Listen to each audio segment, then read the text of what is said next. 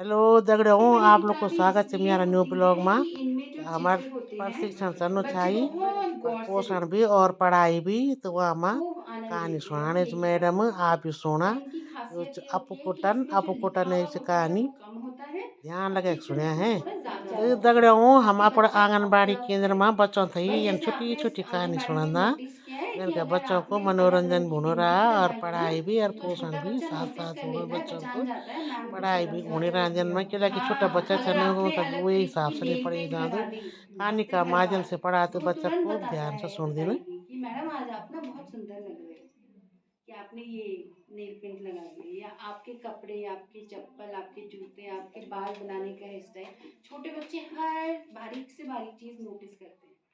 तो इसीलिए जैसे ये वाली जो किताबें हैं उनको बहुत आकर्षक लगती है क्योंकि इसमें चित्र खूब सारे होते हैं और बच्चों को खूब सारी वो बातें करने के लिए मिलते हैं। तो ये कहानी है, मैं आप लोगों को सुनाती हूँ, ठीक है। मान लीजिए आपके बच्चे हैं, हाँ। अपू कुट्टन को कैसे तोले, ठीक है। तो ये कहानी है बच्चों की अपू कुट्टन है कोई, उसको कैसे तोले।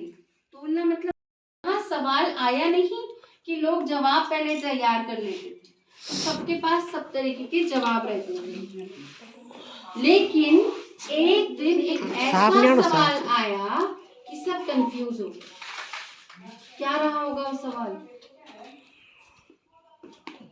तो एक दिन एक ऐसा सवाल आया कि सब सोच में पड़ गए कि अरे इसका उत्तर तो हमें मिल ही नहीं रहा है, क्या करें क्या करें, वो सोचने लग गए।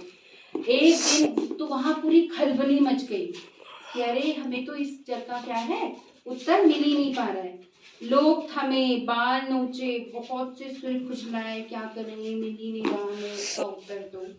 और सोचा अब इसे कैसे सुलझाएं इस सवाल को, है ना।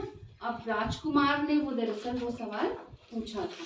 तो राजकुमार का क्या था, यह हुआ कि सबसे छोटा राजकुमार अपू कुट्टन को नाश्ता करा रहा था। तो कोई है अपू कुट्टन, है ना, हो सकता है राजकुमार का खिलौना हो सकता है राजकुमार की कुछ चीज हो। तो वो नाश्ता करा रहा था उसे और वो सोचने लग गया। उधर अपू कुट्टन लजीज नाश्ता गड़पने में लगा था, मजे से खाने में लगा था अपू कुट्टन।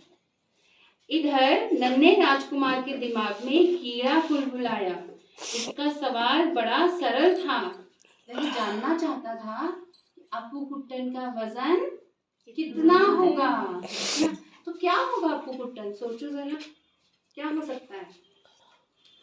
लगाओ लगाओ दिमाग, कहानी सुनी आपने। क्या उसका कुत्ता हो सकता है अपू कुट्टन,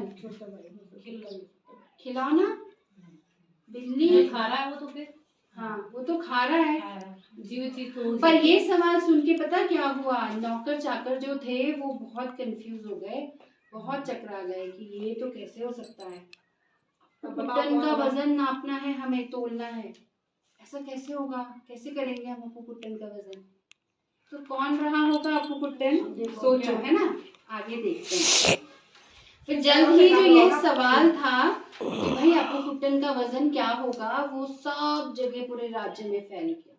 तो गांव भर के जो लोग थे, दूर दूर कोई बैठे हुए थे, वहां के कोई संत रहे होंगे, उन्हें बुलाया, किसी को उसका जवाब नहीं मिला।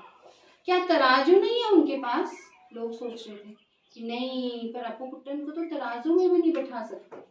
उन्होंने तोल भर मशीन कर खड़ा कर अपू कुट्टन का वजन क्यों नहीं लिया, लोग सोचने लग गए। पर वो भी बहुत टफ था, है हाँ, तराजू तो थे, बल्कि खास तराजू भी बनाए गए थे वजन तोलने के लिए, पर उनसे भी कुछ नहीं हुआ। कुछ उनके पैर रखते ही टूट गए, कुछ और को देखकर कहा अब अपू कुट्टन को इससे कैसे तोलेंगे। तो कुछ वजन तो क्या है, अपू कुट्टन के पैर रखते ही टूट गए। अब कैसे होगा? तो कौन रहा होगा, अपू कुट्टन क्या है, एक हाथी है, हाथी है। तो क्योंकि अब वो राज्य के राजकुमार का हाथी है तो इसीलिए ये सवाल बहुत बड़ा हो गया था कि हाँ वाकई में ऐसा कौन सा हम तोल लेके आए कि जो हम अपू कुट्टन को तोल सकते हैं, है ना। अब तो समझ ही गए हो। पर इसके लिए शाही हाथी के लिए तो शाही वजन भी बनाया गया, पर कुछ काम नहीं आया।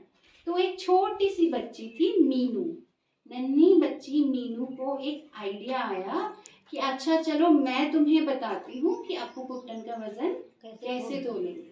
तो उसने बोला कि अब आप सब लोग मेरे साथ साथ आओ तो हम करेंगे। तो राजा ने भी सुना, उसने मीनू ने आइडिया सुनाया तो राजा ने सुना और राजा ने बोला चलो भाई अब सब वो ही मानेंगे जो मीनू कह रही है। तो क्या आइडिया रहा होगा उसका, चलो देखते हैं, है ना। तो मीनू ने किया कि सभी चल दिए नदी की ओर। अब मीनू ने बोला चलो सब नदी की तरफ चलो तो हम वहां न तोलेंगे उसका वजन। अब समझ में नहीं आया कि कैसे तोलेंगे कैसे। तो फिर उन्होंने बोला अब अप्पू कुट्टन को हम क्या एक बड़ी सी नाव में क्या करेंगे, हाँ खड़े करेंगे। तो जैसे ही वो खड़ा हुआ तो नाव क्या है ऐसे ऐसे तुम अरे रुको रुको रुको पूरा आराम से आने दो उसको। फिर उसको नाव में चढ़ाया और जितना पानी है ना भार, हाँ मतलब जितना नाव नीचे दबी तो मीनू ने क्या कर दिया कि अब उस पे क्या कर दो, मार्क लगा दो, अब अप्पू कुट्टन को उतार दो। अब उसके बाद मीनू ने बोला कि अब अप्पू कुट्टन को उतारने के बाद उस नाव पे हम ईंटें रखेंगे। अब ईंटें रखते गए रखते गए रखते गए तो जैसे ही क्या है उस जो उसने पेंसिल या उससे जो मार्क कर रखा था, निशान लगाया था, उस पर क्या है ईंटें, जैसे ही ईंटों का भार आया तो मीनू ने बोला बस बस बस अब हो गई, अब क्या है ईंटें भी निकाल दो। तो फिर क्या हुआ, ईंटों का वजन तोला, कितना निकला 5000 किलो। तो अप्पू कुट्टन का वजन कितना था 5000 किलो। तो जब ईंटों को नापा, ईंटों को तोला तो उसके बाद तो फिर क्या है, इसी तरह हमें पता चला अप्पू कुट्टन का वजन हमें कैसे, कहानी कैसी लगी? ठीक है, उम्मीद है आप लोगों